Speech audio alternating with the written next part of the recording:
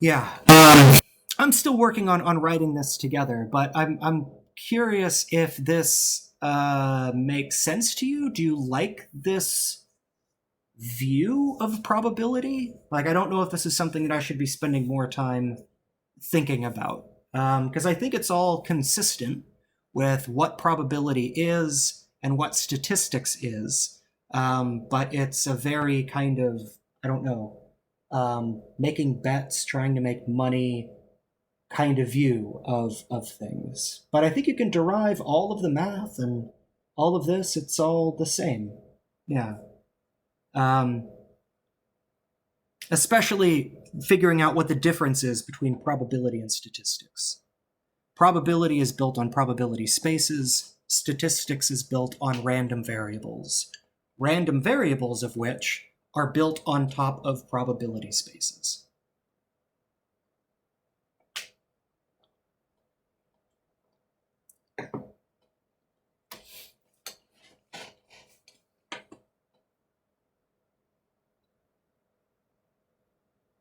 Makes sense. Okay. Um, yeah, I don't know if I should try to frame. I guess I'm trying to frame things more in terms of money and making bets with this class. Um, I will continue to lean into that if it makes more sense to you to think about things in that kind of way. Or I can speak more abstractly. Speaking abstractly, meaning stuff like this. We work with math and symbols, and, we draw more pictures like this.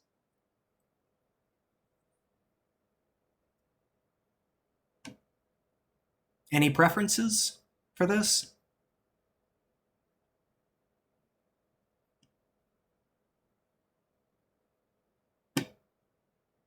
You like the betting example. Okay. Good. All right. I'll try to make things uh, in terms of money, I guess. Uh, yeah. Yeah, I'm actually kind of thinking about this. I mean, I think you can build an entire the entirety of probability just on making bets. Um,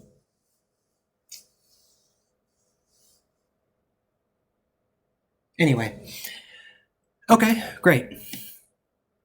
Um, right.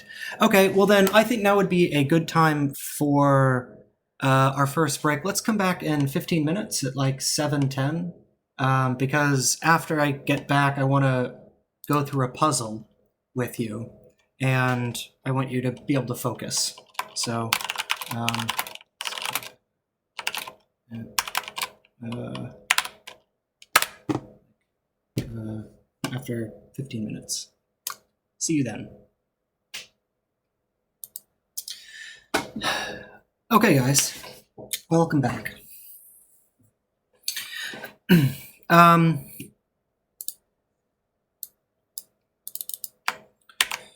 let's see.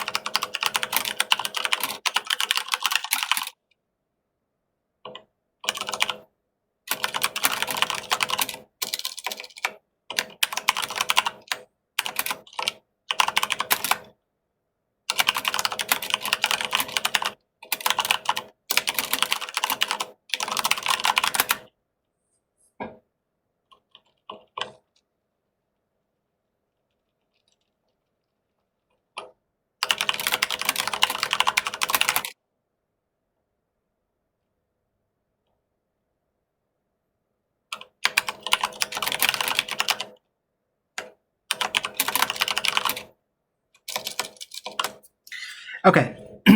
um, yeah. So one thing that I think is valuable for you and very potentially your future careers or your future own financial planning things, or just, listening to doctors or experts or things like this, is to know that um, human intuition about probability is bad. In simple cases, it's fine. In fact, that's where, when you're learning about probability, everybody starts flipping a coin, rolling a die, um, these kinds of things, where you already kind of know the answers to these things. It becomes easy for, sometimes if I'm talking to you, to say, hold on, does that number sound right to you? And it's a good check to make sure that you haven't made a mistake somewhere. But the reason why we're going through all of this is because the math is useful. It might seem really boring in the beginning, especially, but there's a reason why it's good to know. As soon as things get even a little tiny bit complicated, uh, there is you just have to start relying on the math more. Um, so, um, yeah, I'm going to introduce a puzzle, and we're going to start easy. Um, a knight wants to marry a princess. The princess is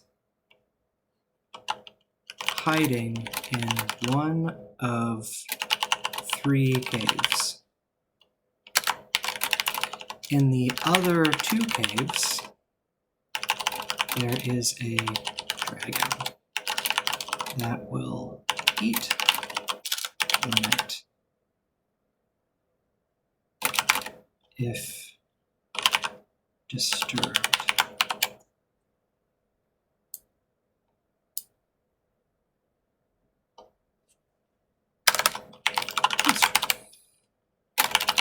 What is the probability that the knight finds the princess?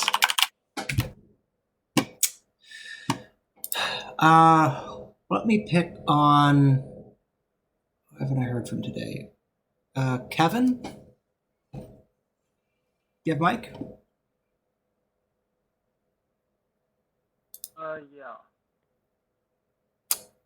Yeah. Great. So, what do you think? Or how should I begin? Well, is it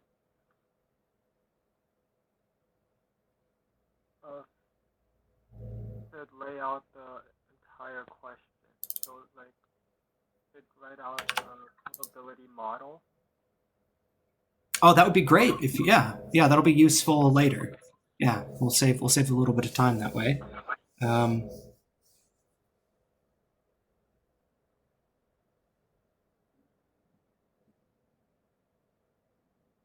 Um, so it, so we can write that the probability of the finding the princess is 1/3, or okay, so that's your conclusion. Let me see. I haven't tried a poll in this class. How do I do that? Health end, no.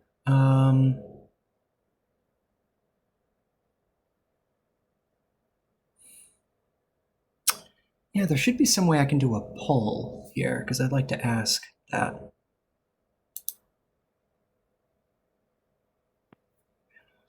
Hmm.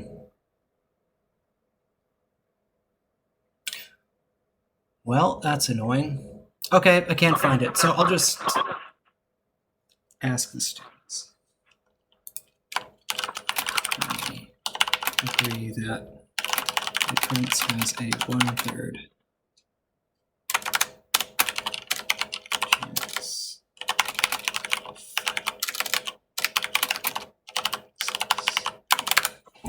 Okay. I want some more space on this.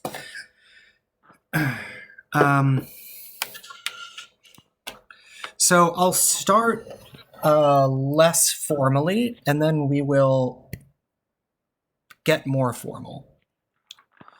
So you're saying that the probability the prince finds princess is 1/3.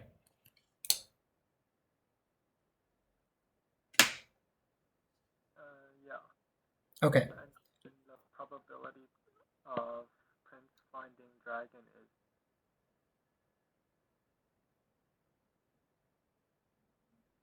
Right. So let me start with the world. There's going to be a set.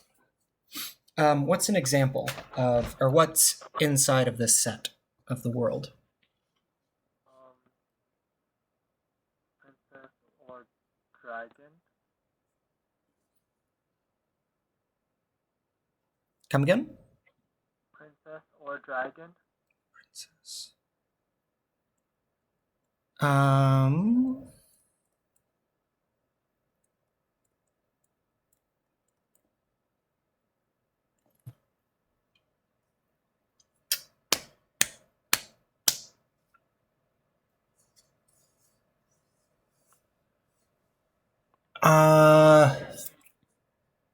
Let's see.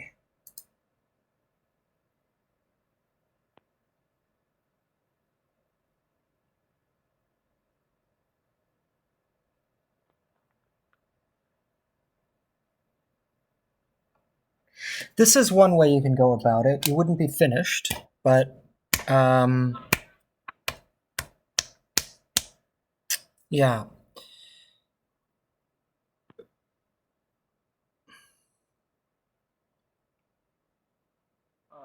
Am I supposed to say more? Well, so yeah, let me ask. There's a couple different ways you can go about this.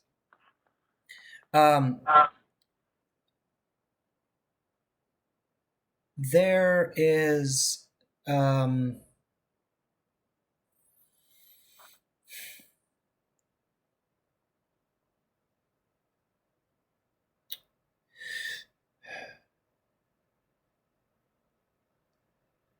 so this says that the set of events in the world are supposed to be all possible things that can happen. So um,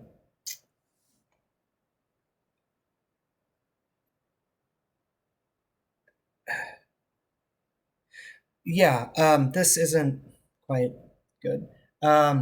Why? What is this missing? Part of what it's missing is which cave the princess is really in.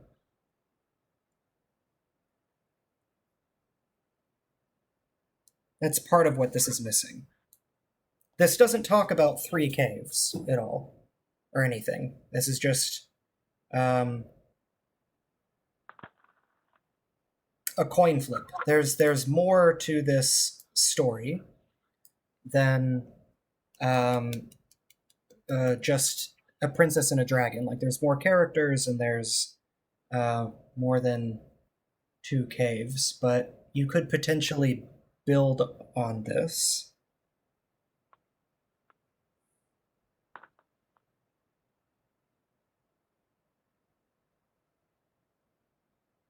Okay. Any ideas how you might be able to do that?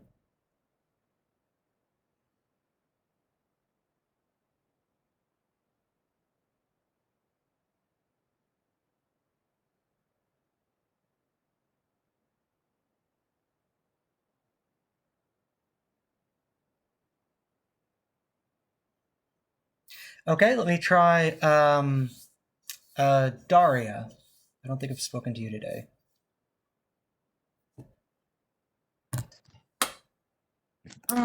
Would it be like the horn problem that we did that we I think it's called We've not the problem. Sorry, that's not it. I forgot what it's called, but um,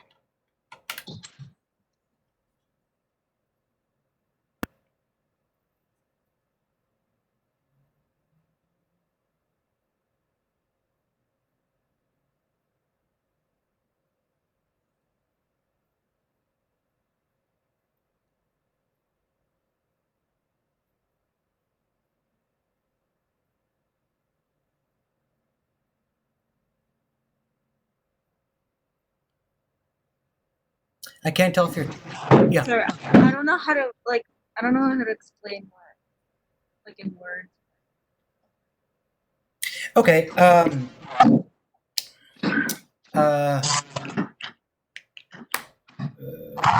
Would it be like mhm. Princess Dragon Dragon?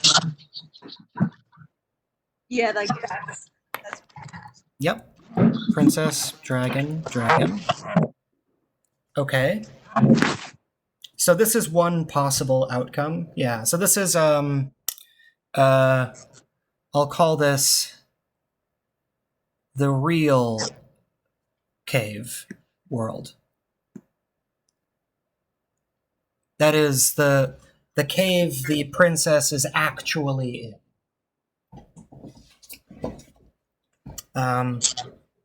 All right. Is this all of it for the world, or is there more events here in the set?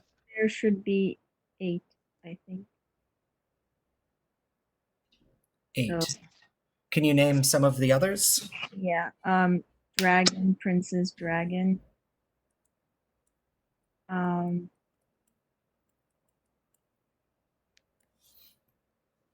dragon, dragon, princess.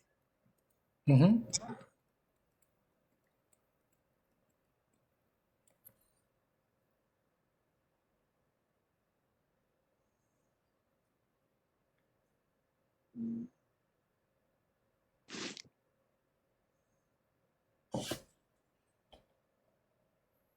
Actually, no, I don't think it's 8. Wait, I'm Mm-hmm. making myself. Um, I'm just like confused with this one because with the dragon, right? If he like goes into that one first, isn't there like no more options? If he goes into that one first, He then can't check another cave. uh, yeah. So the knight is either going to. This is a game he gets to play one time. He's either going to go and find a princess and live happily ever after, or he's going to walk into a cave with a dragon and uh, be eaten. So, um, So in like all of these, he'll only be making one decision, right? Because like he either goes and the princess is there, or there's a dragon and he's eaten. mhm. Yeah. Um, yeah. So I think again, there's multiple ways that you can approach this kind of question and come up with the same answer. Um, but this is a solid way to start. How about what are the probabilities here? The probabilities of each of these events.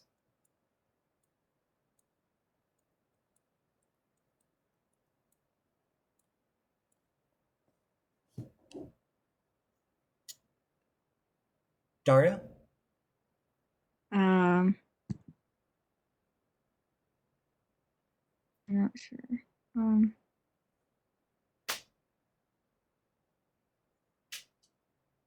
Well, what's the probability that the princess is in the first cave? 1/3. Yeah, okay. Yeah. Why is it 1/3? There's 3 options. Yes, 3 options. There's 3 caves. Good. All right. So,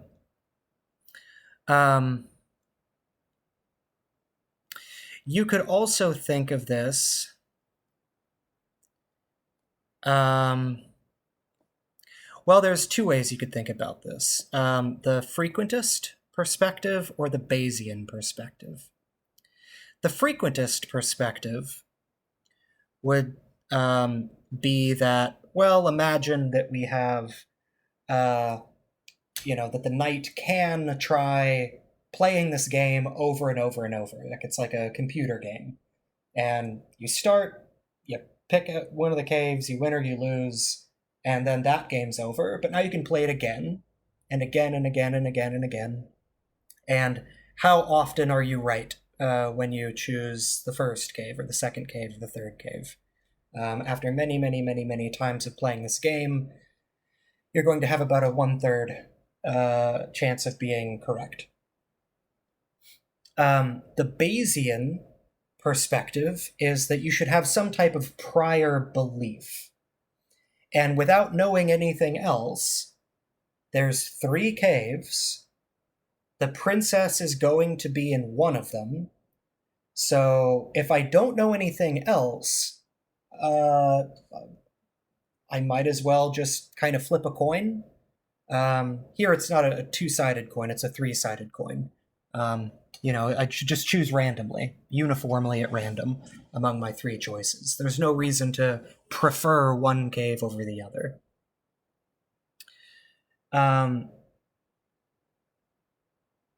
Right. Ooh. Sorry.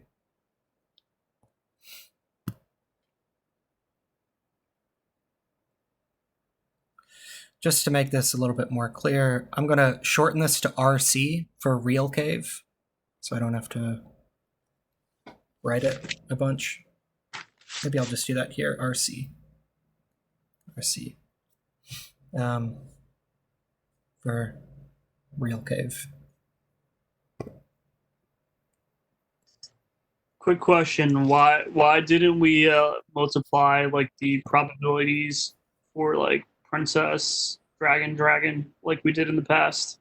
Like, why wouldn't we do like 0.33 times 0.66 times 0.66? Very good. So that you do in a joint probability space. That's when you're taking smaller probability spaces and constructing a larger one. And in fact, we do need to do that. We're missing something here now. Who just asked that question? Brian. Excellent. So let me keep you for a minute. Yeah, so here, first, just to answer your question, there's nothing to multiply here. This is just the world and the probability of the princess. And once the princess is in a cave, the dragons are going to be in the other 2. The dragons don't have a choice. Mm-hmm. The princess has a choice, and after her choice, the dragons are sort of forced to be away from her. I don't know, maybe she wears perfume that they don't like. So, now there is a character that's missing here that we have not talked about. So which character is missing from this world that we've defined so far? Knight. The knight. All right. What would the world look like for the knight? We'll call this the knight's choice. He gets eaten, or he doesn't get eaten.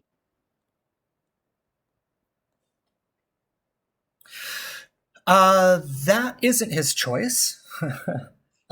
He gets to, because he would never choose to be eaten. But he might accidentally get eating because of the choice that he does have. And what's the choice that he has? Which cave to choose. Right. So, what does that world look like?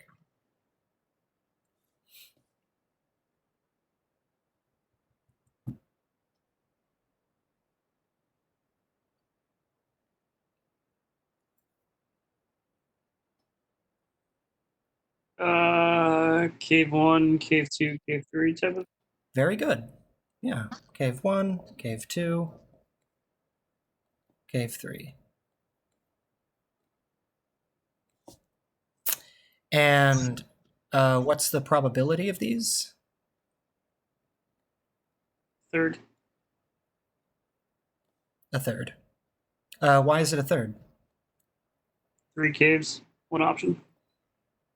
Okay.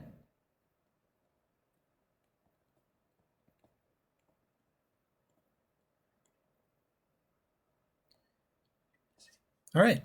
Very good. So this is probability the knight chooses whatever cave. All right. Now, Brian, you can start us out and I'll switch to somebody else, but because you asked the question. Here are 2 worlds. What do we do with them now? Multiply them. Multiply them. So, I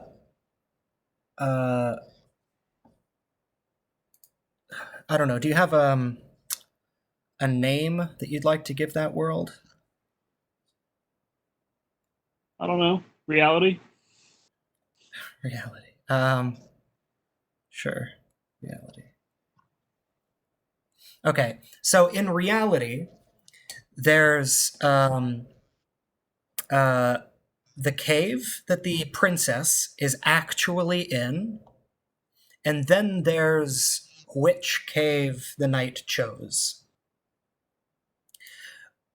For this, is there anything else that we're missing? Are we missing another world or anything that we should be combining, or does this cover everything? I think that pretty much covers it. Very good. I agree. Okay. Thank you, Brian.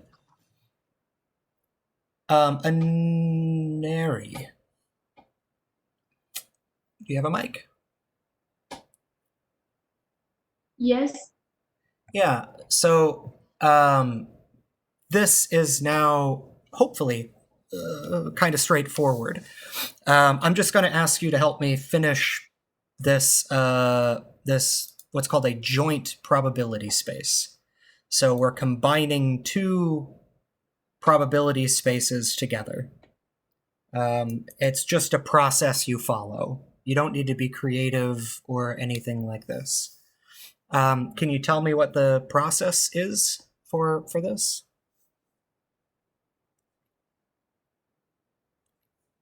So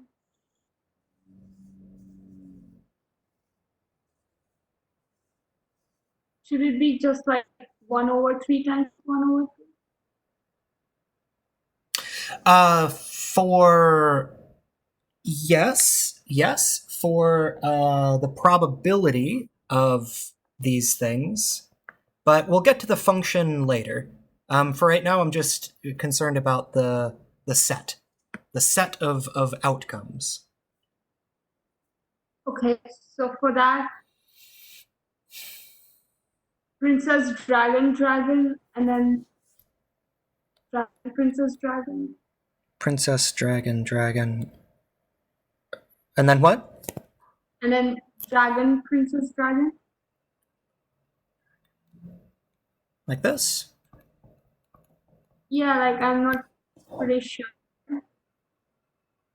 Do you remember set multiplication? So this is a set here. Here, this is a set. And we're multiplying this set with this other set. Okay. Let me make it a little bit more explicit. So now I'm just doing, I'm just replacing symbols, that's all. I'm not doing anything intelligent or anything like that. Make this smaller. So everything fits. All right. So we have these two sets here. And we're going to multiply them by each other. So how does that work with a set multiplication?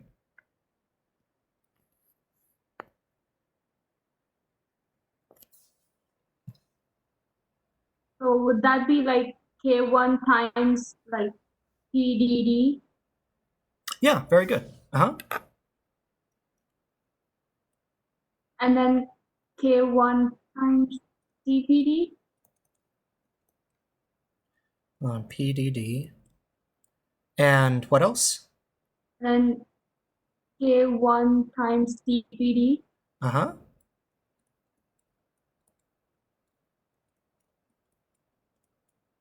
Okay. And then K1 times DDP? Very good. So just for the sake of time, I'll put some dots here. And what would the last event be? So that would be K3 times DDP? Yeah. K3 times DDP. Very good. So that's our set. And you were saying the probability now of these is what? That would be 1/3 times 1/2. Yeah.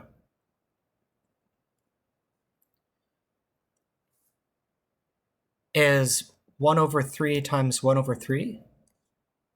This? Yeah. Yeah. So what is what are these 1/3? Where are these coming from? So that's the probability like for the K1, K2 thing. Yeah, very good. So these are two different 1/3. Each of these are coming from different probability spaces. There's the knight's choice, and he has the probability of choosing cave 3, or cave 1, excuse me. Cave 1 here. And that's going to be multiplied by the probability of PDD. Princess, dragon, dragon. And that is coming from a different world, which is just where the princess is. What did I say? RC, real cave. Which equals 1/3 times 1/3. Fine. I'll shorten that to a 9th.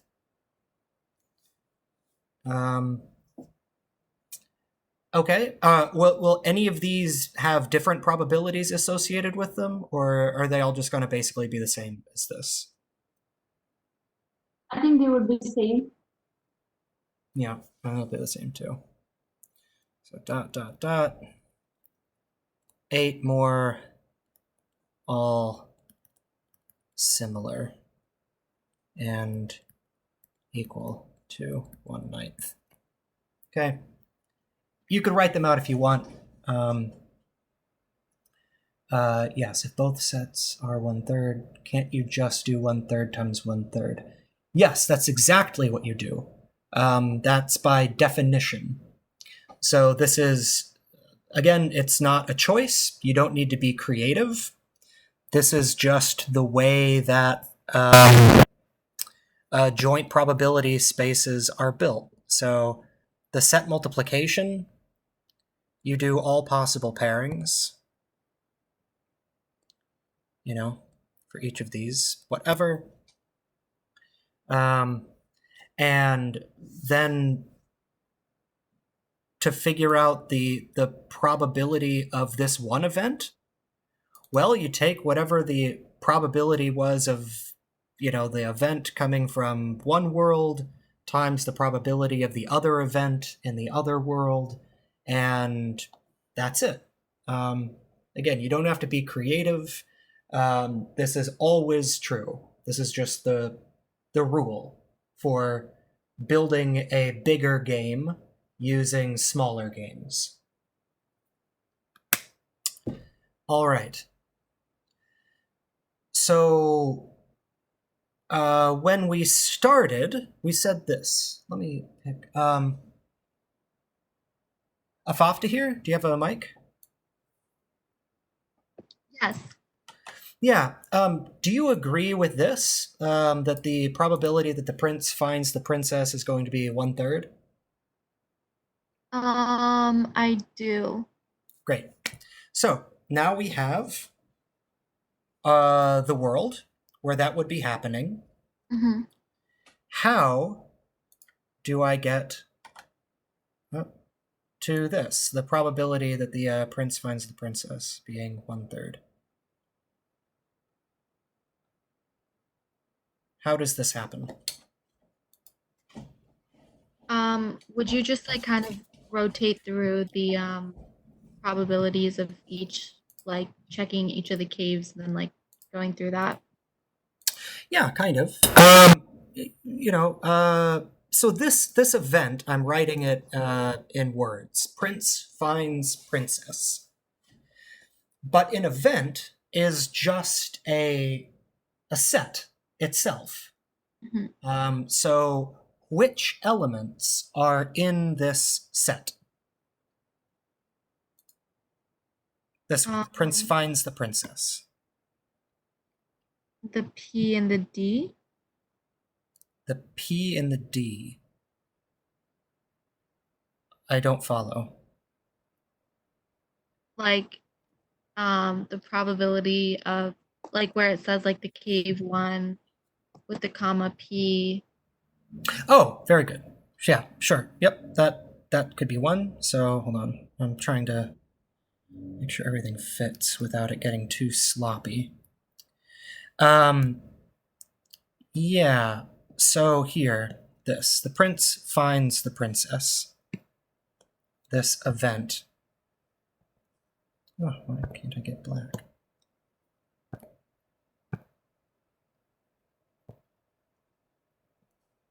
Oh, come on. Sorry, I don't know why. To click it. Jeez.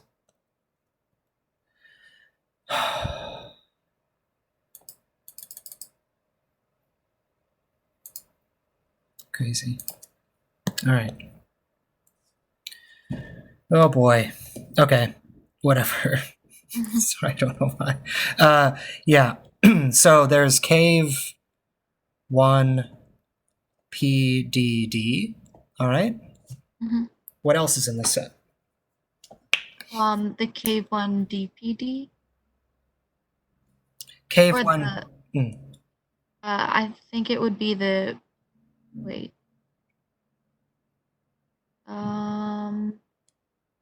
Yeah, I was gonna say the cave 1 DPD and then the DDP. Because those are all the 3 like cave matches, but I'm getting confused now. Okay. So there's how many possibilities altogether here in this set? Like how many different ways you could arrange that? Not how many arrangements are there, just like what's the count? How many are there? 8? 9. 9, okay. Oh, 9, Yeah. sorry. Yeah. Here, I might as well just make this explicit. If I can actually choose a different color, come on, man. Crazy. I don't know what's happening with that. Let me try. So stupid. Huh. I don't know. Okay. Whatever. Yeah, there's 9. Because this one gets paired with all three of these. Mhm. The second one gets paired with all three. And what is going on? Oh, Uh, the third one. Okay. And then the third one gets paired with all three, yeah. So all of the PD, like the different orientations of the first three matched with each of the versions of the cave, right? Is that what the 9? Yeah. Mhm. Okay. Yeah, so it's all possible pairings. Mhm. So you take the first thing here and you pair it with all of the other things. Okay. And then you take the second thing and then you pair it with all of the other things. Yeah. And so, yeah, here the size of reality is going to equal the size of RC times the size of KC. So this is 3 times 3, which equals 9. Whatever. All right, so if we just look at these first three, here, what does this mean? Cave 1, PDD. Oh, are you still asking me? Yes. Oh, sorry. Mhm. When isn't that just one of the different pairs for like the princess actually finding the prince? Yeah, does the prince find the princess in this scenario? Oh, yes. Why? Um, I'm going off of what you have written at the bottom. So what does a PDD mean? Where is the princess in PDD? With the in the cave, Which cave? the first one. The first one. Okay. And if this is cave 1, this cave 1, what does that mean? That's the location of it. That's the cave that the knight chooses. Uh-huh. So if the knight chooses the first cave, and the princess is in the first cave, does the prince find the princess? Yep. Okay. How about the second one? Cave 1, DPD. Does the prince find the princess? Mm, DPD, no. Yeah, he finds a dragon in the first cave. Yeah. Similarly here, the knight chose poorly. You chose cave 1, the princess is actually in cave 3, and he gets eaten. Mhm. Okay, so we have one of these here that the prince chooses correctly, cave 1, and the princess is also in that cave. Mm. So what would be another element of this set? Cave 2, Mm-hmm. and then DPD. Very good. DPD. All right. And is that it, or are there more? There's one more. Mm-hmm. Cave 3, DDP. DDP. Very good. All right. So then, what's the probability of this? The prince finds the princess. How do you calculate that given this set?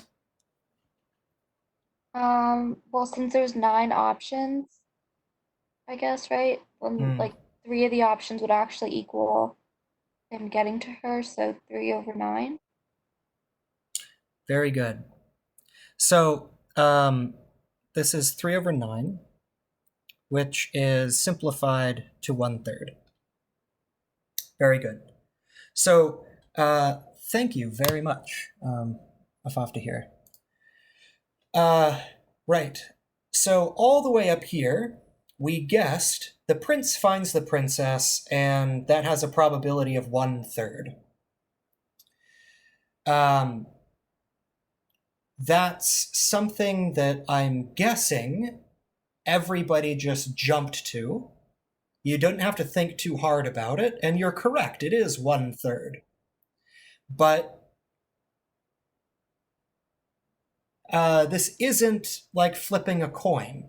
It's not two choices. He finds the princess or he doesn't. I mean, it is that, but here he finds the princess is coming from a joint probability space.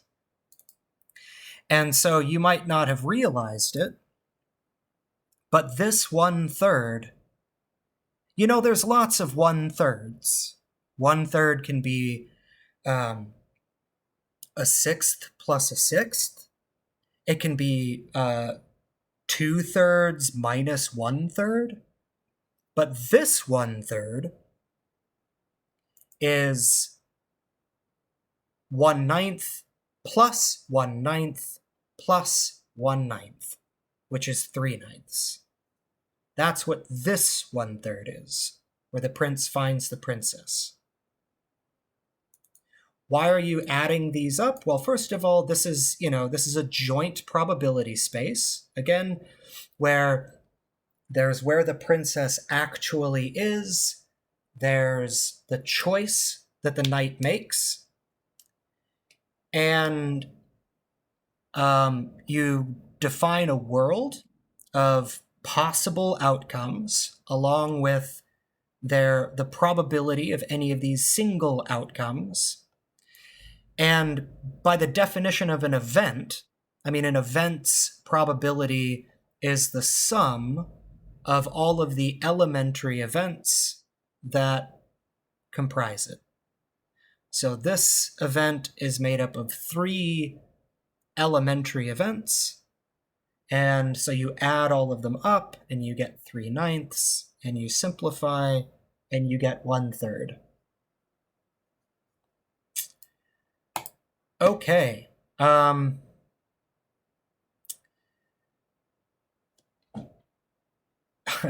started up here saying, let's start off easy. And this was the easy part. The next part's the fun part that we'll do after our next break. But before we do that, I want to ask if you were comfortable with all of this. A lot of this just takes some practice, and that's part of what we're doing here. But is there a part of this where you're lost? You don't know how one thing got to another, or do you have any other general questions or anything like that?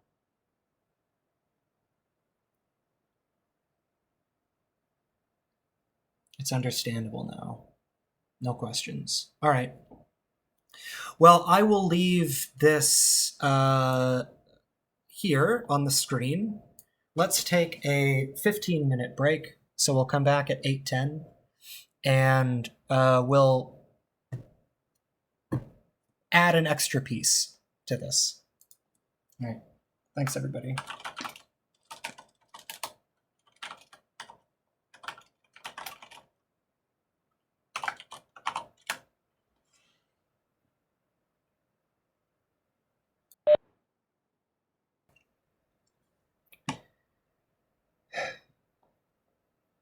All right. So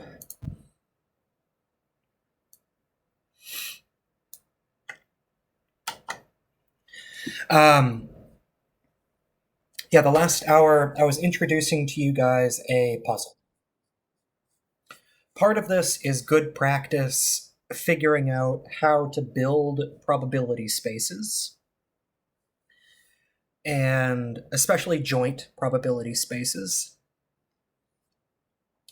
And that was really the point of introducing this first part of the puzzle. As I said, now I want to make it a little harder, or add let's see. All right.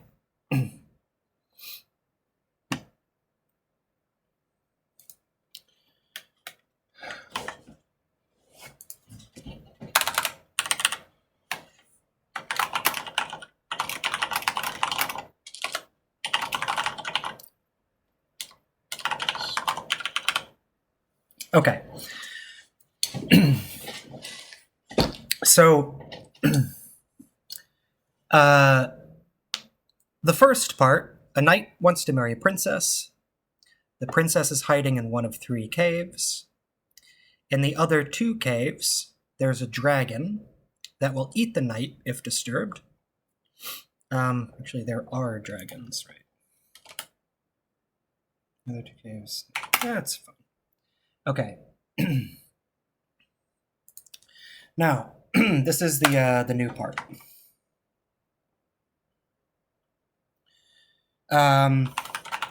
Once the prince chooses a cave, a wizard appears. An honest wizard.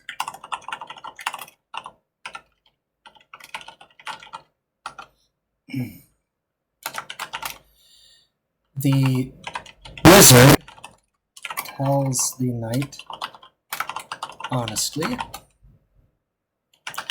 that one of the caves he did not choose has a dragon.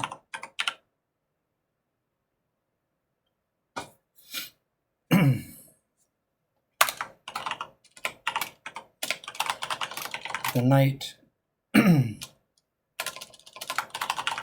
given this information, the knight can change his mind or stick to his original choice.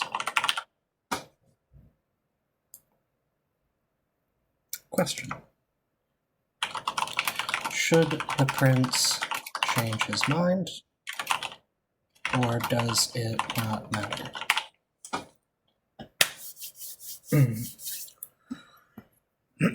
So, just to draw it out really quick, there's a knight, and he's going to walk into a cave. Let's say he's going into this cave. And then a wizard stops him. Staff and stuff. And tells him, maybe in this cave, there's a dragon.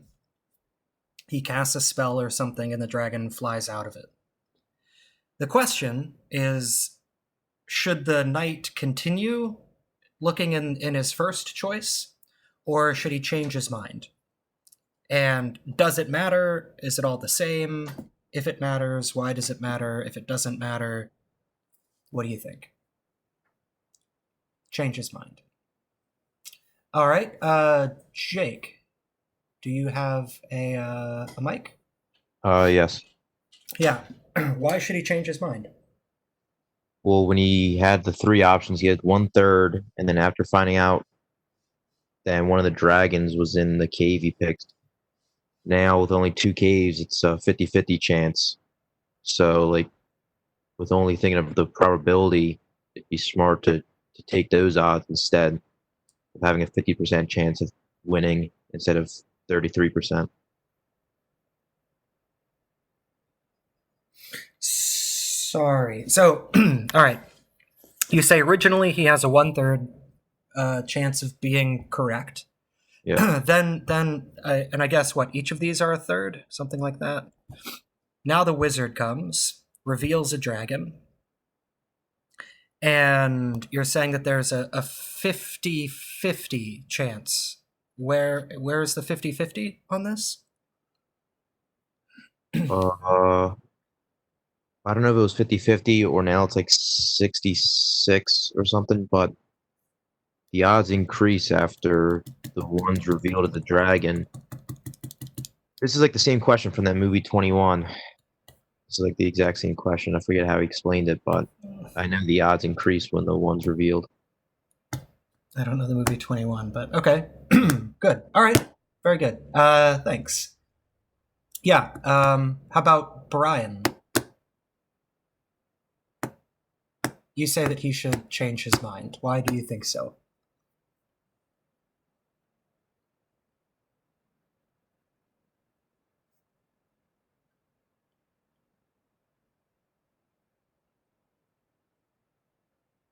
All right. No, Brian. How about Jenny?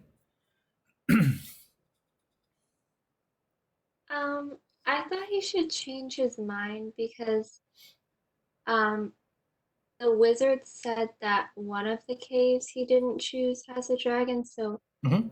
thinking that the other cave, at least one of them would have the princess. So if he changed his mind, like Jake mentioned, he has an increased probability of finding the princess. So where would if he has an increased probability, like where is that coming from, or why? I mean, is it not a 50%, 50%? Or if this is wrong, why is it wrong? Like what's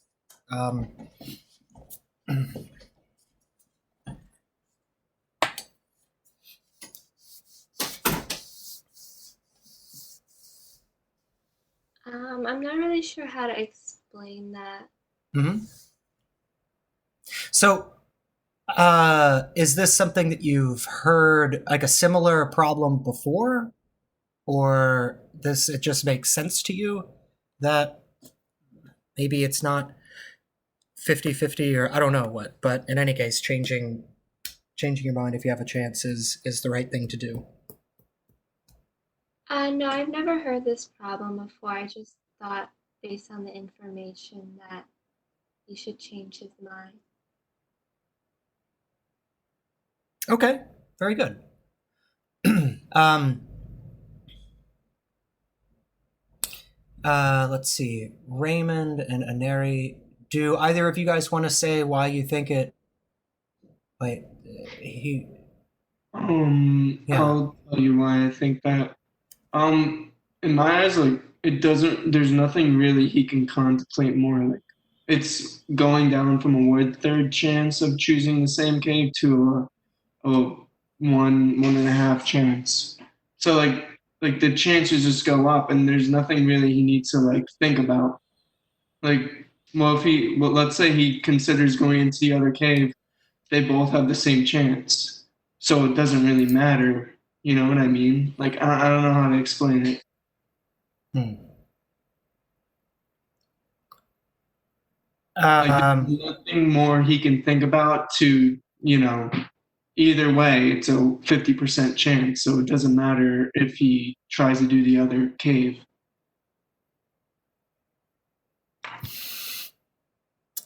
Okay. Good. Aneri, what is that? You have the same kind of thinking, or is it different?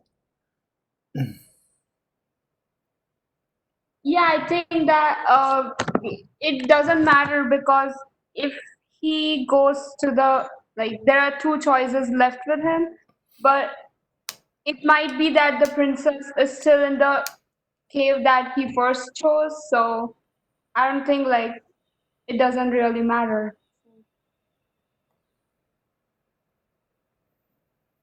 Okay. It doesn't matter. Sure. All right. Well, this is good. We have some disagreements. Let's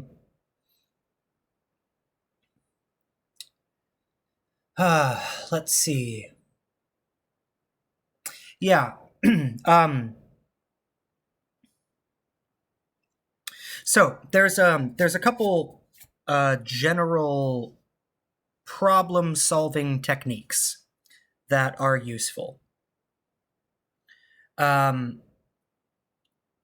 One, and I'll talk about this later. I'll talk about it soon.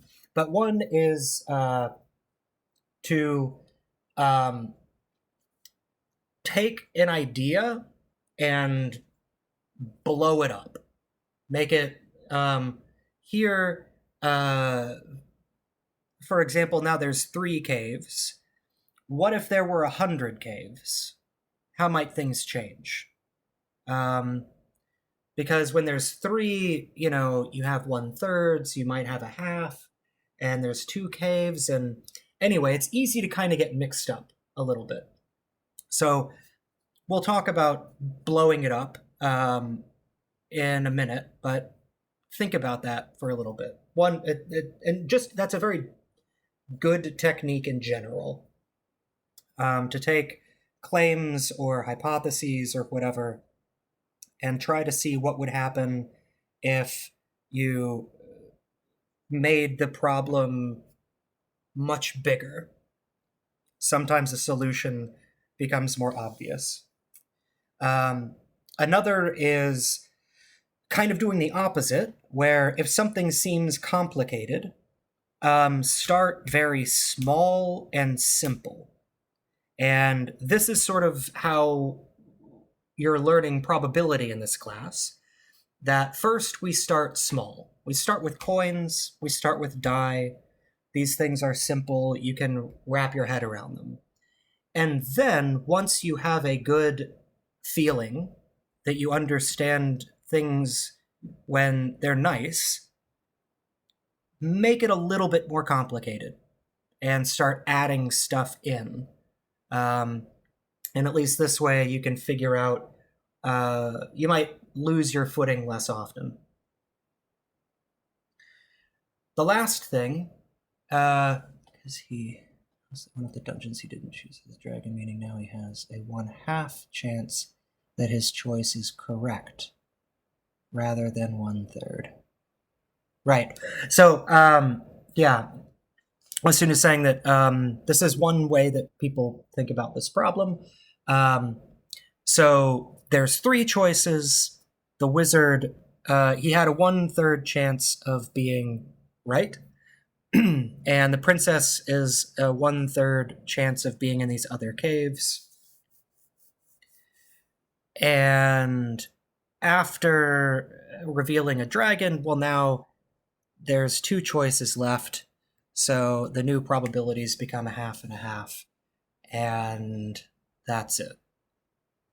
Now, as I was saying all of this, I'm really jumping over certain statements. In the same way that here, when we talked about the simpler case, that the probability that the prince finds the princess in this simple world, or in this easier problem, this 1/3 is actually this 3/9. It's not a 1/3 because there's 3 caves. It's a 1/3 because there's 3 caves, there's a princess that's in one of them, and so there's 3 ways that the knight can choose correctly out of the 9, and so that's where the 1/3 comes from. So be careful about this 1/3 here. This is not taking 3 possibilities and splitting it up equally. That's not what these 1/3 are. These 1/3 are 3/9 here, 3/9 here, 3/9 here. And, well, actually, no, that's not quite right. These 1/3 over the caves, I don't even know what these are. This is just this part of the story, the knight's choice. Just this part. This is not considering this part, where the princess actually is. So this is missing. When I just put 1/3 here, this is missing a big part of the equation, which is where the princess actually could be, given all of the different possibilities. So another useful thing, especially with probability, I don't know that this works out necessarily for other types of problems, but for probability, it is sometimes very useful to consider the opposite of whatever it is. So, not that the prince or the knight has a 1/3 chance of being correct. The opposite of this is that he has a 2/3 chance of being wrong. Now, before the wizard appears, he's gone, he hasn't shown up yet. The knight is walking into this cave, and he could have in his head that he's probably wrong. He has a 2/3 chance of seeing a dragon. So he's wrong with a 2/3 probability. Then along comes the wizard, and the knight might be sweating a little bit because he's, 2/3 gonna be seeing a dragon. And then the wizard reveals a dragon in this cave. Now, the knight, it didn't change that he has a 2/3 chance of being wrong. So, this is a 2/3 chance of being wrong. There's two ways that he could look at this. He could think about it as, I'll find my princess with a 1/3 probability, or otherwise 2/3 of me being correct. I'll write that in blue. So here he would have a 1/3 chance of being how to say. Yeah, this 2/3 is coming from the sum of these. It's a probability space. Everything has to add up to 1. Now that you know that, so this 2/3 here is this 1/3 plus this 1/3. That's where this 2/3 is coming from. Now that a dragon is revealed, then the knight knows that that would have been a wrong choice, and now he knows something more, which means that this probability is going to shift to here, 2/3. Because he was probably wrong, when he has some more information and is given a chance to change his mind, well, he was probably wrong with his first choice. So, given the opportunity, he should switch. That will turn his probably wrong into a probably right. That's the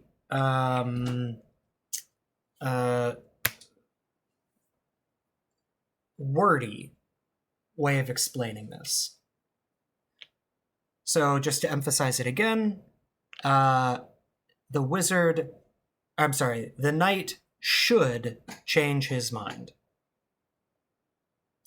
It is a 1/3, 2/3 probability.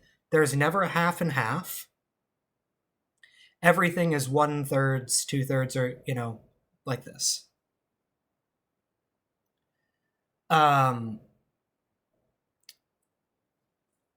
Now,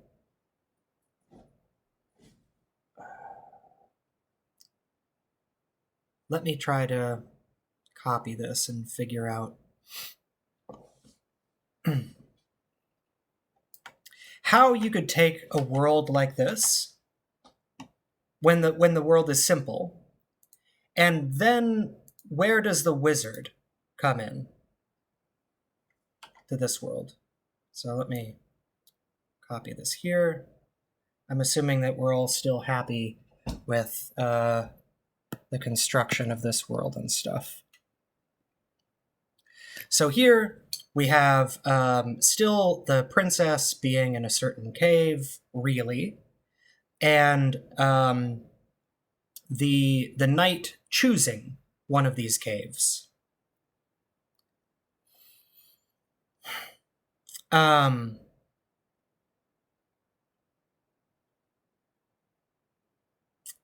Yeah. Now,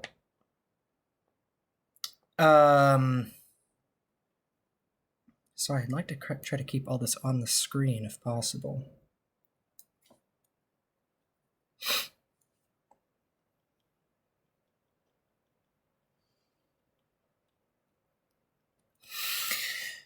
It doesn't matter, first of all, which cave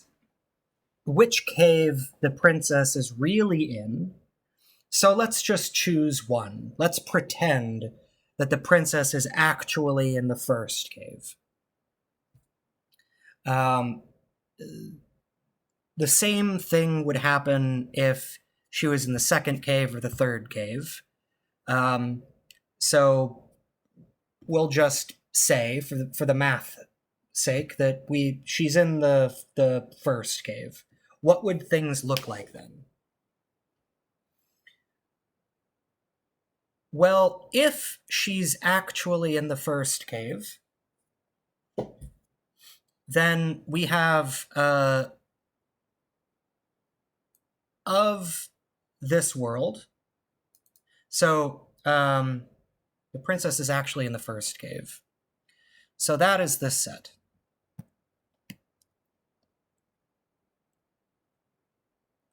Cave 1, princess, dragon, dragon. The knight chose well. Cave 2, princess, dragon, dragon. The knight chose poorly. Or cave 3, princess, dragon, dragon. Right, so given that the princess is in the first cave, these are the choices of what could happen from the knight's perspective. Now, let's say the knight chooses this path. That's where he's going. He's going into cave 3. Now the wizard stops him.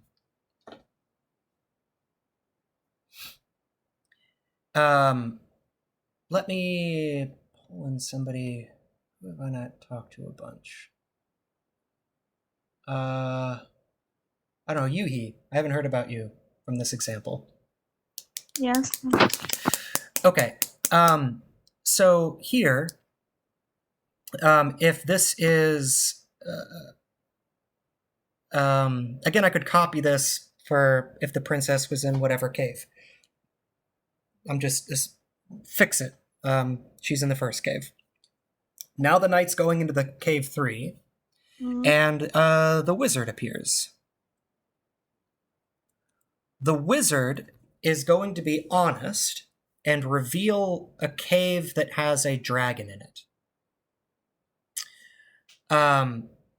Which of these is the wizard going to reveal?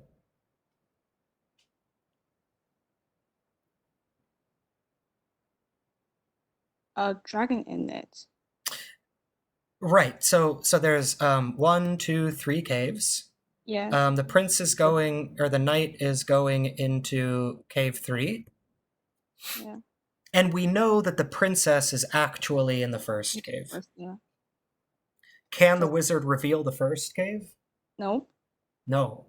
Right? He can only reveal the second cave. Yeah. All right. So in this case, should the knight change his mind?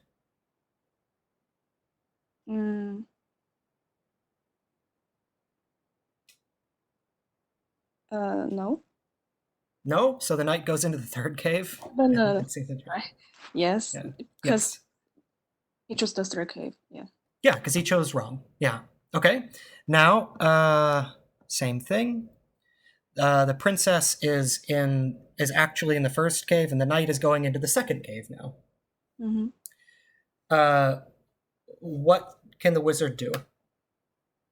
Do the same thing. Just warn him Of a dragon in which cave? in the third one. In the third one. All right. Should the knight change his mind? Yes. Yes. All right. Now, sorry, I don't know why I erased my knight. It looks so cool. Now the knight's headed into the correct cave. What does the wizard do? Well, the wizard just said there's the dragon in the other cave, so he just sorry, not he, but the wizard just warned him again. But right now, the knight just shouldn't change his mind, I guess. Yeah, so the wizard is going to reveal a dragon in which cave? In the second one. Sure, why not? Doesn't matter. This is like a symmetrical reasoning. Now, if the knight changes his mind, is that a good choice or a bad choice? Bad choice. Bad choice. Okay. So, as the knight is, we've gone through assuming that the princess is really somewhere. The case where the knight chooses the third cave, the second cave, and the first cave. So there's 3 paths that the knight can take. Mm-hmm. How many of these 3 choices did changing his mind work out to be a good thing? 2. 2 out of the 3. Yeah. Yep. Very good. All right. So,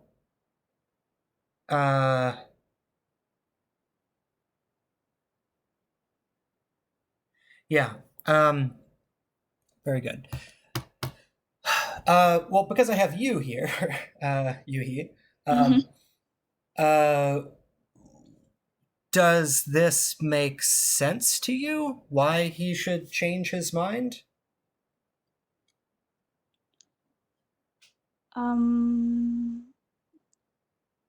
I think if we just do this assuming stuff, he should probably change his mind. Because if we assume the prince in no matter in the first or the second or the third caves, he will got 2 out of 3 percent that he will change his mind and turns out the good things, I guess. Yeah, exactly. So in this case, when the princess is really in the first cave, here we're just going to copy the whole world. Mm-hmm. All right, and now the princess is going to be in the second cave here. Dragon, princess. Dragon, princess. And here, she's really in the third cave.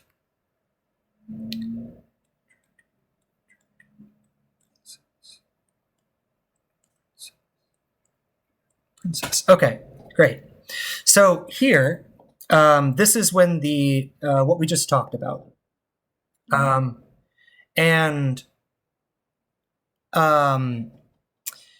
you say that this is bad to change your mind. Mm-hmm. This is good to change your mind. How about here? If the princess is actually in the second cave, which of these is a bad choice to change your mind? The second one. The second one. How about the other 2? He better change his mind. Okay. And this third one? it turns out to the third one is the bad choice. The third one's the bad choice, right? Okay.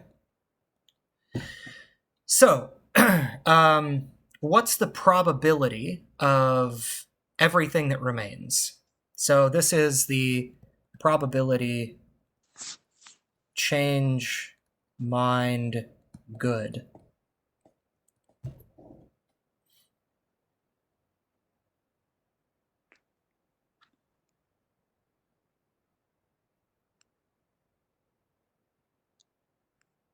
You can count them here if you like.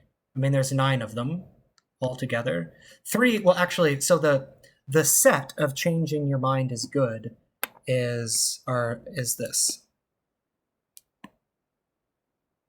Right? This is the event. Mhm. This is the definition of changing your mind is good. So It's that that's set. 6 out of 9. 6 out of 9. All right. 2/3. Very good. Yeah. So I want to keep those here. Yeah, 6 out of 9. Just 2/3. Very good. Thank you. Thank you, Yuhi.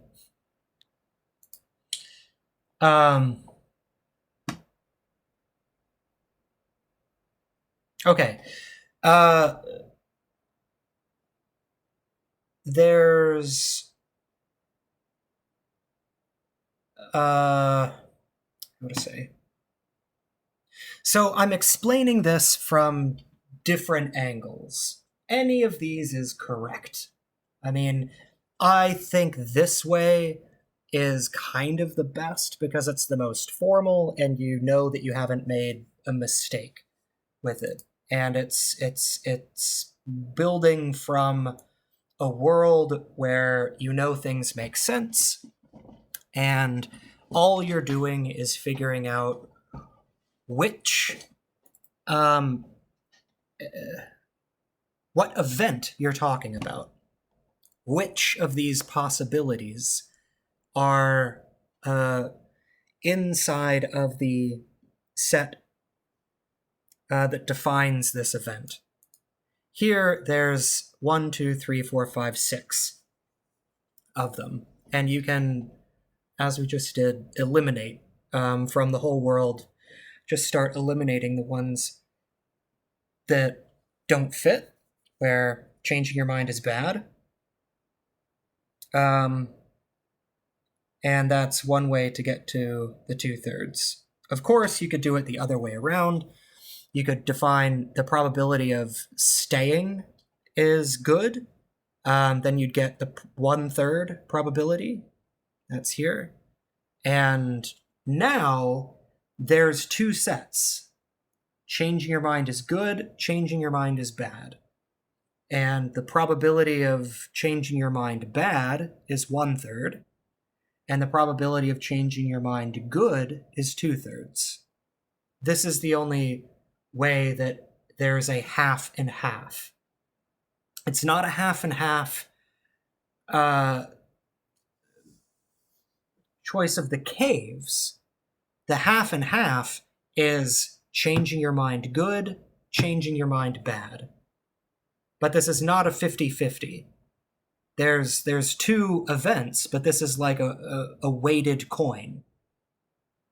So that's another thing which I would caution you about, is thinking that everything is a fair probability distribution. It's probably not. We talk about them in the beginning because they're easy. But again, I want to come back up here and reiterate this. One thing I want you to leave this course appreciating is that human intuition behind probability is only good in simple cases. As soon as things get a little bit more complicated, it's much more useful to rely on the math. So, although some of you might have heard this before, or you had a feeling about it one way or the other, being able to construct a world and construct an event and count the probabilities, you can be sure that this is the right thing to do. And it's important to have all of these pieces. If you just, here, when I was just drawing pictures and 1/3 and I'm putting stuff here, that could be based on feelings, which is okay for very, very simple problems. But as soon as things get even a little bit complicated, go through the math. Okay, don't just say stuff. Actually go through the math. It's not that complicated, but you do need some practice with it. So, yeah. I will say one last thing about this.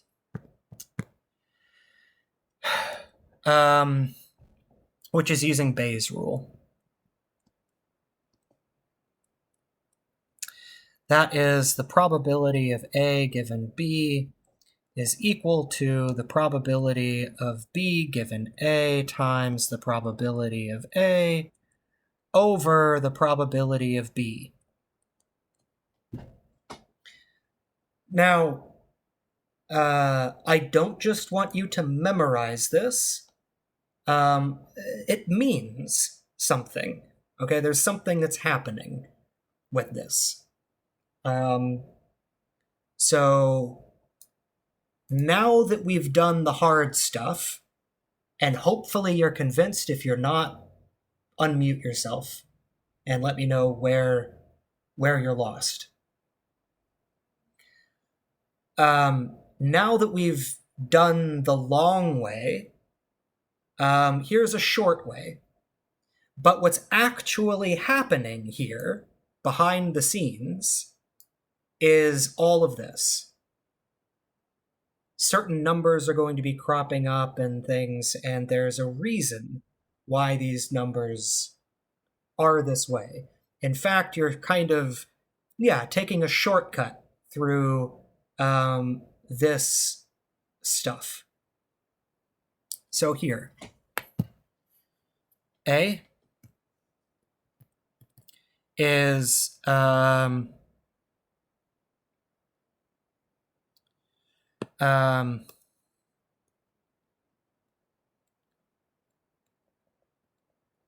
knight choosing correctly. It could also be the knight choosing incorrectly. Doesn't matter. Whichever one you want. Maybe that's good practice for you. I'll be doing it from A as the knight choosing correctly. I would encourage you maybe later to try this for yourself. Everything else is the same, but follow through and see how things change. And B is the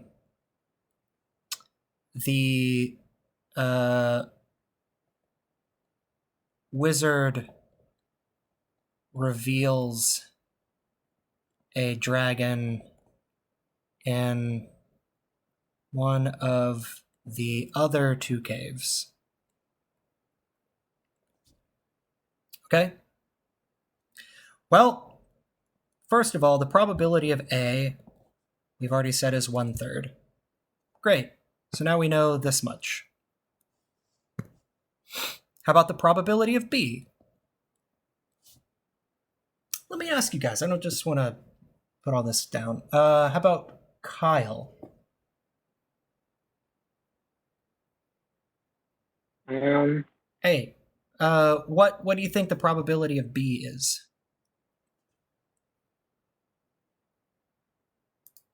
It would be 2/3. Why 2/3?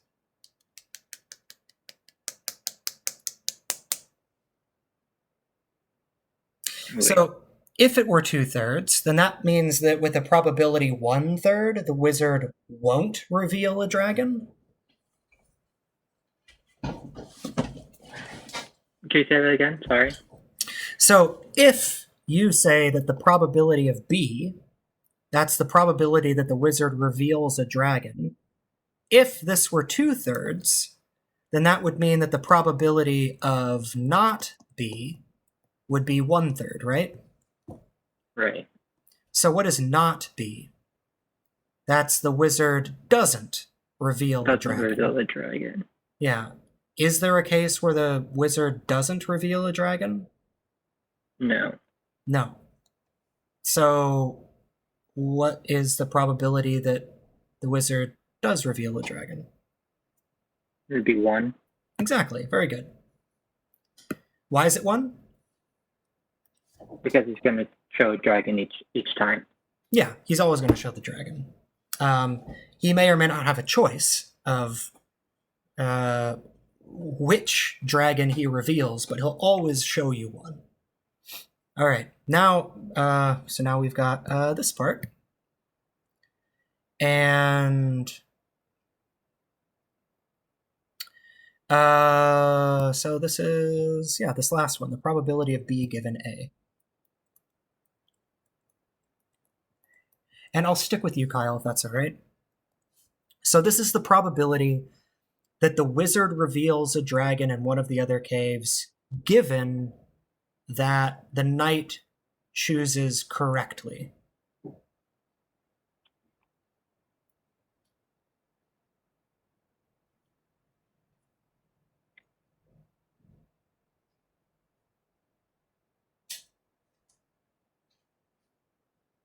Well, he's still always going to reveal the dragon, right? Yeah, let me actually think about this. The wizard reveals a dragon.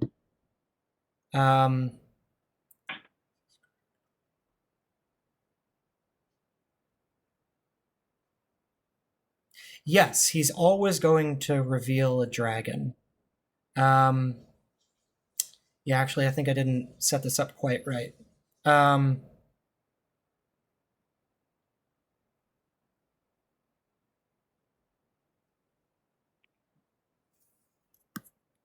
on. The knight chooses correctly. The wizard reveals a dragon.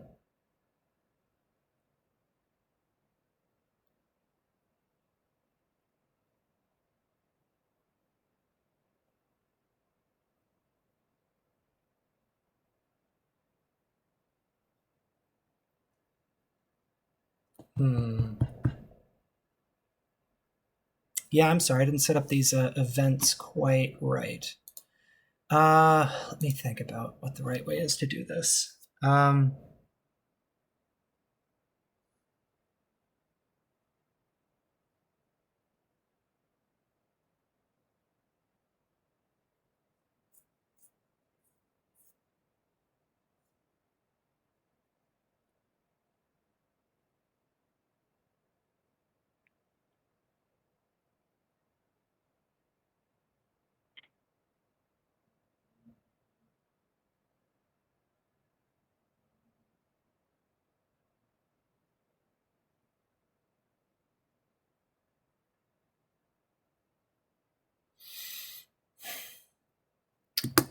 Let's see.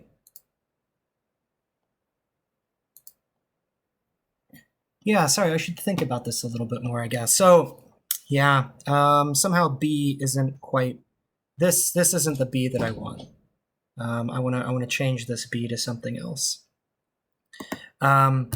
Great. So, how about we take a break, and Kyle, when we get back, I'll come up with the right B, and we'll continue with this. It's just these 3 parts, and that'll be it for you. Okay. So let's take let's come back at 9:10. All right. Thanks, everybody.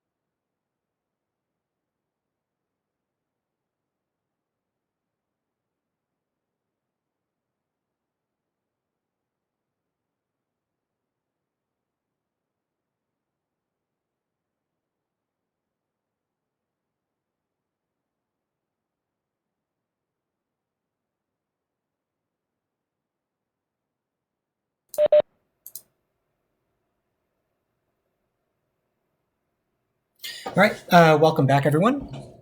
Oh, forgot to pause the video. That's gonna be fun. Yeah. So, sorry, I realized that I should be phrasing this a little differently, and I realized that there's actually something extra that I should tell you. This. Let me go back here real quick.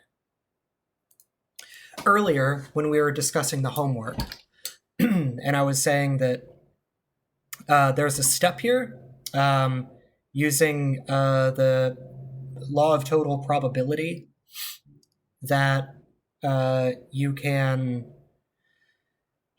sort of collapse this probability over two random variables into a single probability because there's no x here and there's no y here.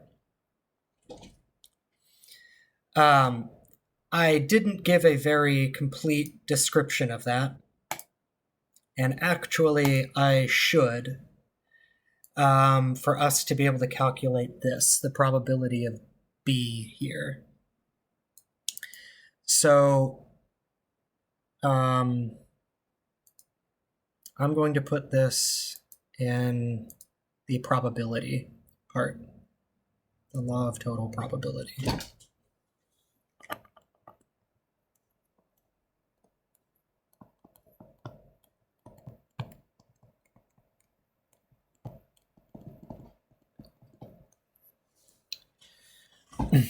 Okay.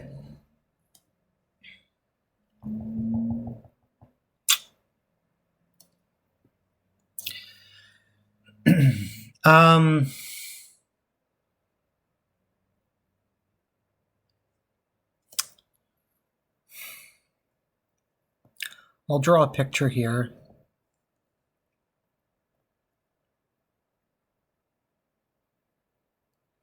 This is going to be some event A.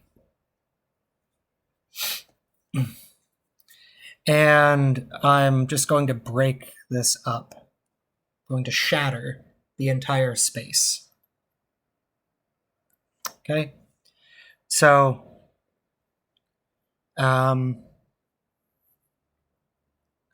let's call this B1, this is B2, and this is B3. Then this is A intersect B3. This bit is A intersect B2. And this bit is A intersect B1. So A is made up of this piece plus this piece plus this piece.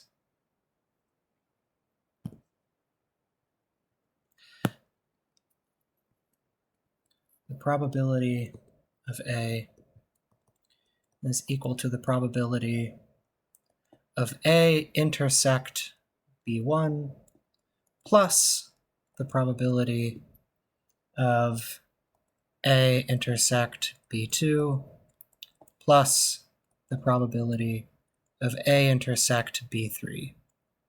Okay?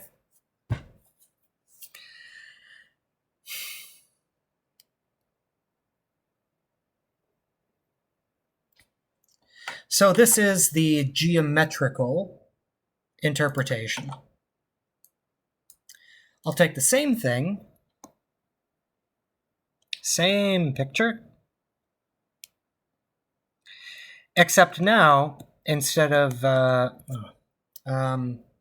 the geometrical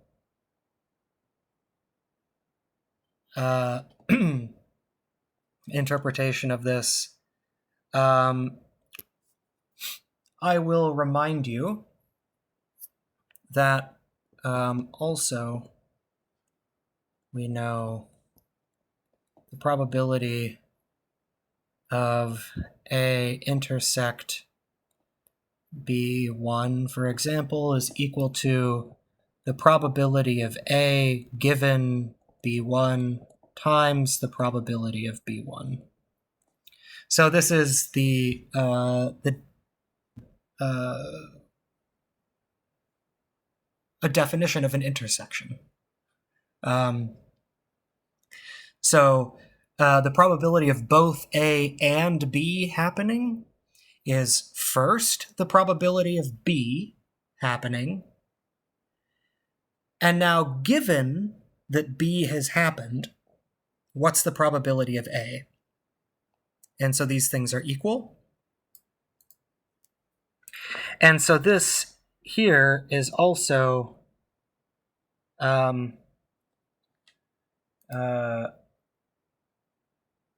the probability of A given B3. This is the probability of A given B2. And this is the probability of A given B1.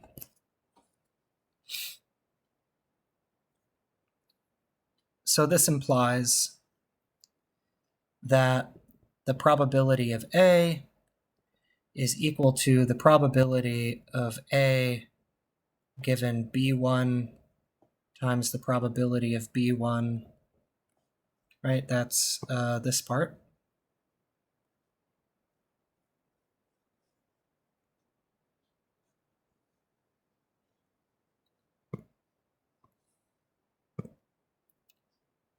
Plus the probability of A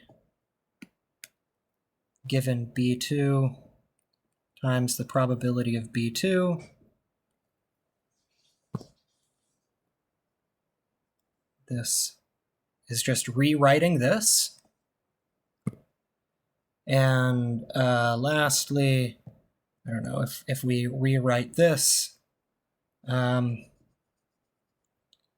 that's going to be plus the probability of A given B3 times the probability of B3.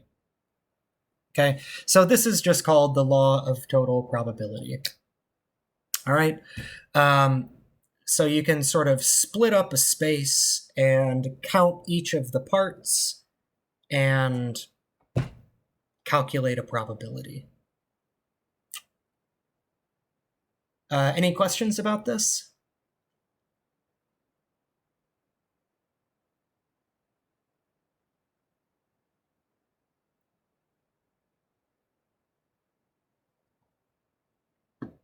Okay. So then given this, let's go back to the puzzle here. So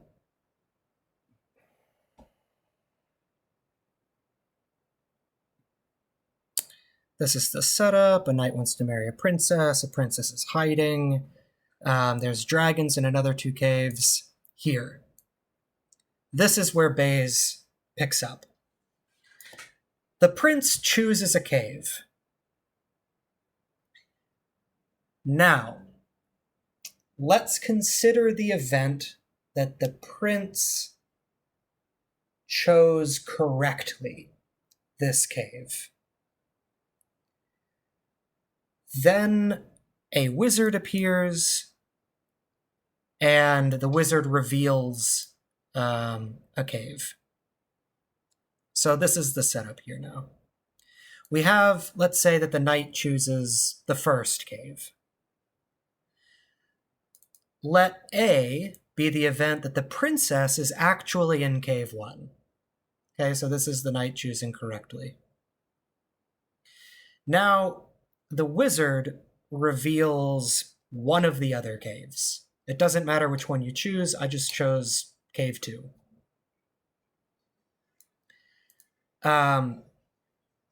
We still have that the probability of A is 1/3. That's the probability of the princess being in the first cave is 1/3. And I was speaking to Kyle before, I think. Are you still there, Kyle? Yep. Great. So the probability of B is actually the hard one. How about the probability of B given A? 2/3. Why 2/3? Because the wizard could have picked. Oh wait, he reveals the dragon. Or would it be? The princess is here. And now, oh, and the knight is going into the first cave. And then the wizard appears, this big staff. And, Oh wait, yeah. is it the 1/3 too? Why 1/3? Or why 2/3? So here, the wizard, okay, so the knight is heading into the first cave. The princess is in the first cave. Now, Right. what's the probability, this is B, that the wizard reveals the second cave? What's the probability that he chooses the second cave to reveal?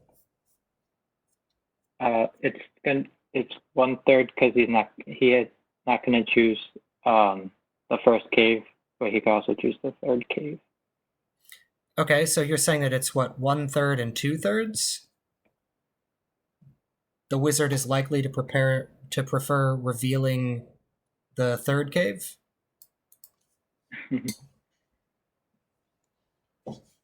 Or I guess it would be a half a chance, given that given that the knight chose the first cave. He could choose either the wizard could choose to reveal either B or C. Sure, yeah, if you want to call this cave B and C. I'll not call Okay, it B because I want to say B is the event. Right. Yeah. So this is, yeah, the probability that the wizard reveals cave 2, given that the princess is in cave 1. So the wizard can, because the princess is in the first cave, then the wizard has 2 choices. He could reveal cave 2, or he could reveal cave 3. We also have that the knight is choosing cave 1. Mhm. So, fine. Yes, this is a half. Very good. Now, this is the hard one, but I'll give you a hint that I just explained. Where was it? Yes, I just explained this for a reason. So we're going to be calculating here the probability of B. And the probability of B here is going to be broken up into 3 parts. Okay, so it's going to be B is the wizard reveals cave 2. So we're going to consider he reveals cave 2 given that the princess is in cave 1 times the probability that the princess is in cave 1, the probability of, like, it's going to go a bit like that, okay? Mhm. So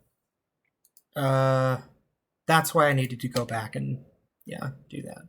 So, yeah, the tricky one here is the probability of B. Let me see if I can rearrange these a little bit. Okay.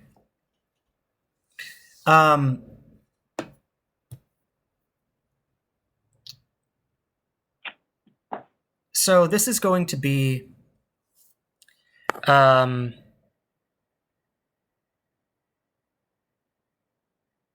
well, any guesses? This is going to be the probability. First of all, you know it's going to be the probability of B given something times the probability of that something, plus the probability of B given something else times the probability of whatever that something else is, plus, I'll give you this much, times the probability of something.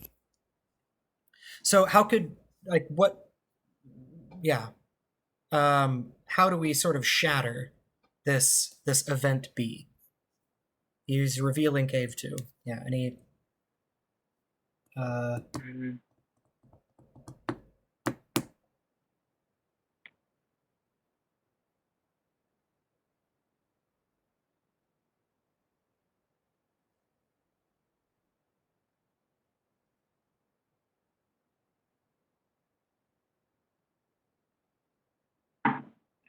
Mm, I'm not sure. um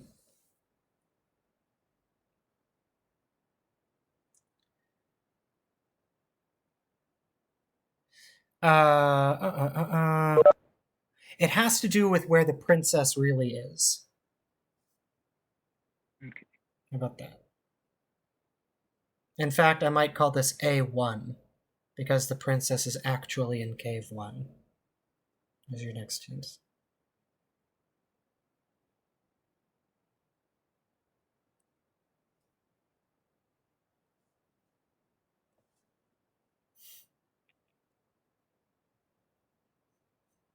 There's another hint.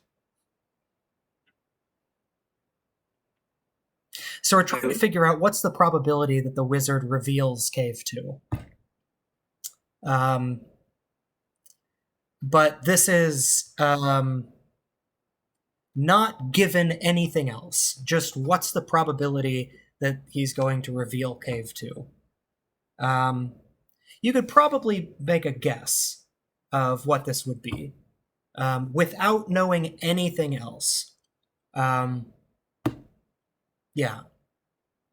You have a guess? What's the probability that the wizard's going to choose some cave to reveal? Cave 2 is no different than cave 1, is no different than cave 3.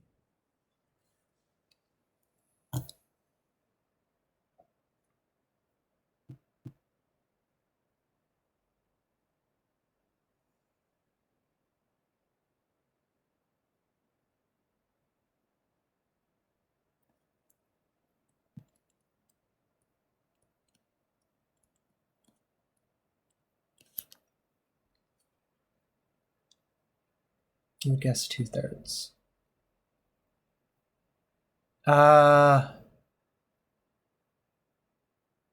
Yeah, not 2/3.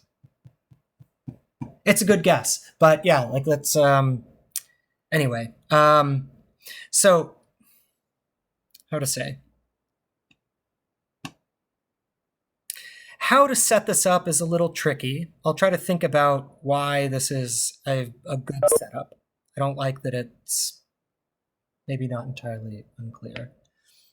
The probability of B is also not 1/2. So the way that we're breaking this up, B is the probability that the wizard reveals cave 2. And we're going to calculate this assuming different possibilities of A. A here being the cave that the princess is actually in. So A1, the princess is in cave 1. A2, the princess is in cave 2. A3, the princess is in cave 3. I will pick one student for each of these. How about that? Brian, can you help me out with the first one?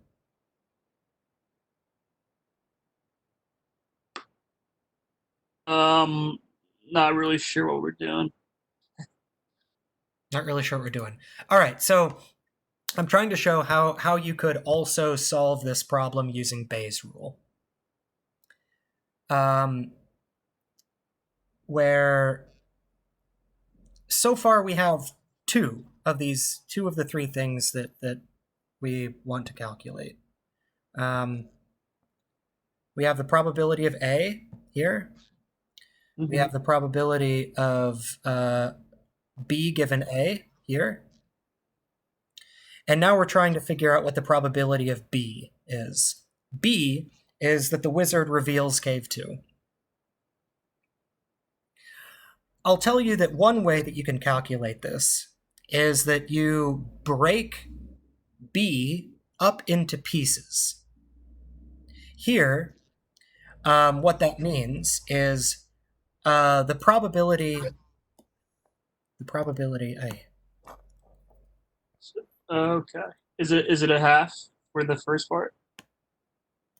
Well, I'll give you another hint here. That we've already calculated. So there is a half. What's the probability of the princess? So here we already have this. We've already calculated this. Oh, Right? We did that here. So how about just this, the probability of A1? so is it a sixth? Altogether, it's a sixth. Yeah, so this is a half times a third. Okay. Great. Thanks, Brian. Raymond, how about you do the second one here? So what's the probability that the wizard reveals Cave 2 given that the princess is in Cave 2? 0. Zero. Right. Yeah. And what's the probability that the princess is in Cave 2? 1/3. 1/3. Beautiful. Very good. All right. And I'll choose Afafta here. Hi. Hey, so can you take us home here? What's the probability that the wizard would reveal Cave 2 if the princess were inside Cave 3? Could you repeat that? Sorry, my volume is a little down. We've calculated 2 out of the 3 of these. Mhm. And now we're just trying to calculate whatever this last one is. Oh, so the probability that he enters the second cave, but she's in the third one. So B is the wizard reveals Cave 2. A3 is the event that the princess is in Cave 3. Mm-hmm. So that would be 1/2. Mm-hmm. Yeah. Why 1/2? Because it's similar to like the first probability where if he goes in, like if the one where it says PRB and then A1. Yeah. It's like similar to that case. Mm-hmm. Mm-hmm. Yeah, great. So what does this equal? Wouldn't you just multiply them through? Yeah. So this will take Right. me a second. Multiplying and adding, yeah. So a 6 plus a third. I haven't done these fractions in so long. No, sorry, this one. What is this? 1/6. 1/6. Great. And now we're adding this. So that just gets zeroed out. 0. Yeah. And then this is the same. 1/6. 1/6. Yeah. So 2/6. yeah. Great. So when we put all of this together, we have 1/3 times 1/2 over, what was it? 1/3. This isn't right. What did I do wrong?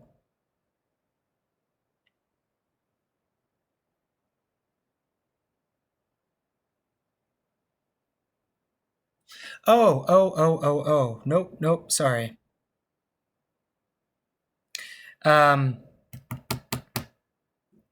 Yeah, this is, yeah, sorry. This last one's a little bit different. This is actually going to be a 1. It's not a half. Why? Because the knight chooses cave 1. If the princess is actually in cave 3, then Monty Hall, if it's like this, if the princess is actually in cave 3 and the knight chooses cave 1, then the wizard is going to reveal cave 2 100% of the time. He can't reveal the cave with the princess, and he can't reveal the cave that we're walking into. So this first one is 1/2 because we chose correctly. This last one, the probability of B given A3 is 1 because, we're assuming that the knight chooses cave 1. All right, so this is a little 1/3 and 1/6. So this is 1/2.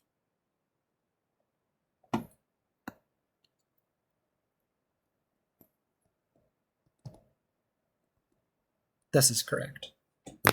Okay. So then what is the probability that the princess is in cave 1, given that the wizard is in cave 2? The probability is still 1/3, and that's of you choosing correctly. Therefore, the probability that the princess is not in cave 1, given that the wizard reveals cave 2, is 2/3. Okay. Yeah, we should have some more practice with the Bayes rule. But this is certainly shorter than developing this whole probability space, although this is a little bit more lower level. This way is actually faster once you set it up correctly, and also know about the law of total probability. So, all right. This is going to be it for probability. We've finished everything that we're going to be saying about probability. We're going to cover nothing new.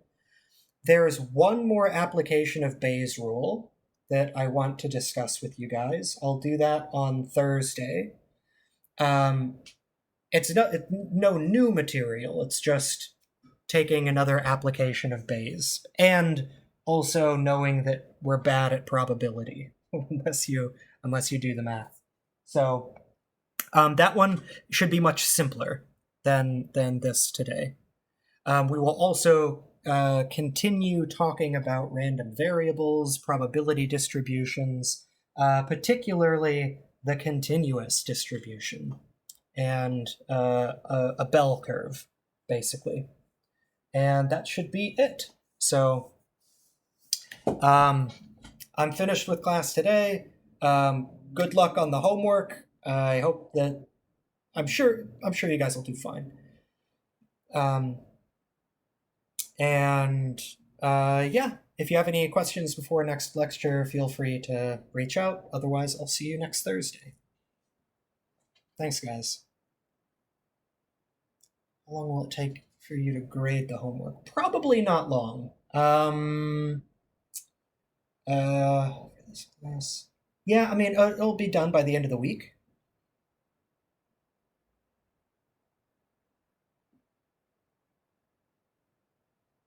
Will the final exam be similar to the homework?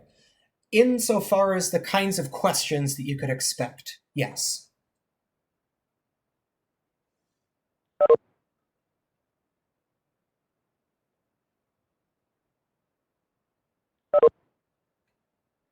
Will I give a practice exam? I'll think about it. Yeah, maybe if I can put together something reasonable, but I feel like that really the homeworks are about as good of a practice exam as you could have, because that's indicative of the types of questions that I would ask on on a final. In fact, they're probably a little bit harder because you have a week to do homeworks, or you have many days to do a homework, where I try to design the final such that you could finish it in 3 hours. So the questions are similar, but if anything, they're probably a little bit on the simpler side of the homeworks.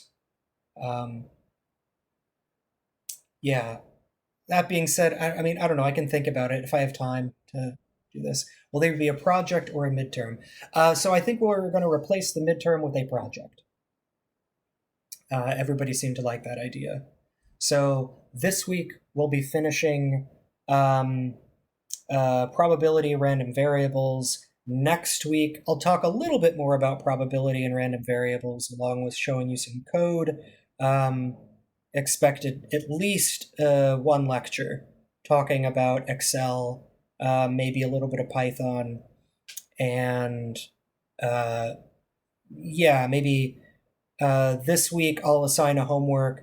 Next week, I don't know if I'll either assign a homework this Thursday or next Tuesday, but expect a project for next week. Will it be a group project? I'm okay with that, but I wouldn't want a group above 3 people. This is a very small class. I think if you have, especially if you work with one other person, I think that's a good thing. If people work well together. If there's groups, then I would expect to see a little bit more from a group of 2 people than from a single person, if that makes sense. But that being said, yeah, I think it's a really good thing to learn to work with other people. Yeah, it can save time, and it's just good practice.